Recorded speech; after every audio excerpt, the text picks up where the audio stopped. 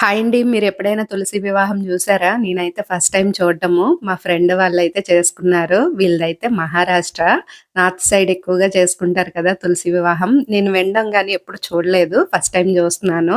ఇంకా కృష్ణయ్యనైతే ఇక్కడ పెట్టారనమాట తులసమ్మ వారికి ఎదురుగా. చూసారు కదా! అమ్మవారికైతే సారీ ఇలా కట్టి జ్యువెలరీ వేసి పువ్వులతో అలంకరణ చేసింది. తర్వాత ఇలాగా చెరుకుగడలతో ఇలా పెట్టారనమాట. నాకైతే చాలా అనిపించింది.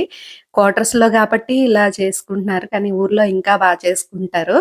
మన పండగలైనా అంతే తెలుగువారి పండుగలు మేము క్వార్టర్స్‌లో ఉంటాం కదా! ఉన్న దాంట్లోనే అలా సింపుల్‌గా చేసుకుంటాము. వీళ్ళు కూడా అలాగే చేశారనమాట. ఊర్లో ఇంకా చేసుకుంటారంట తులసి వివాహం. ఇక్కడ గాబట్టి ఇలా చేసినా సరే చాలా అనిపించింది నాకైతే. ఇంకా డోర్ బయటనైతే ఇలా రంగోలి వేసింది. చాలా బావుంది. ఇదైతే నాకు చూడగానే భలే అనిపించిందనమాట. ఫస్ట్ టైమ్ నేనిలా చూడడము ఇవన్నీను. వీళ్ళింట్లో ఏ ఫెస్టివల్ జరుపుకున్నా మమ్మల్ని మాత్రం తప్పకుండా పిలుస్తూ ఉంటారు. ఇంకా వివాహం ఎలా జరిగిందో చూసేయండి. అక్షంతలనమాట ఇవి. మన సైడ్ ఏంటంటే రైస్‌తోని అక్షంతలుగా మనం చేస్తూ ఉంటాం కదా! వీళ్ళైతే జొన్నలు రెడ్ కలరు యెల్లో కలర్ అనమాట అవి. ఇంకా పువ్వులు. అవే అక్షంతలుగా వెయ్యాలంట. మధ్య మధ్యలోన వేస్తూ ఉంటున్నాము. ఇంకా తులసమ్మ వారికి, కృష్ణయ్యకైతే వివాహం జరుగుతుంది. చాలా అనిపించింది.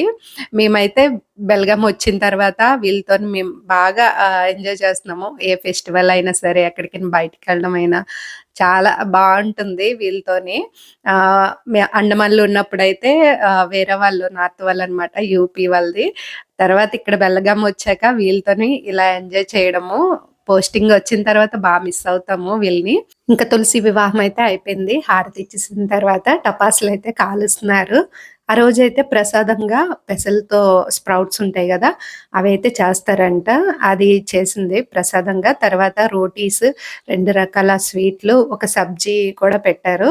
చాలా బావుంది ప్రసాదం కూడా. ఫస్ట్ అయితే పిల్లలకి పెట్టేసిన తర్వాత అందరూ తినేసాక మేము లేడీస్ అయితే తిన్నామనమాట. మీలో ఎంతమంది తులసి వివాహం చూసారనేది కామెంట్ చేయండి.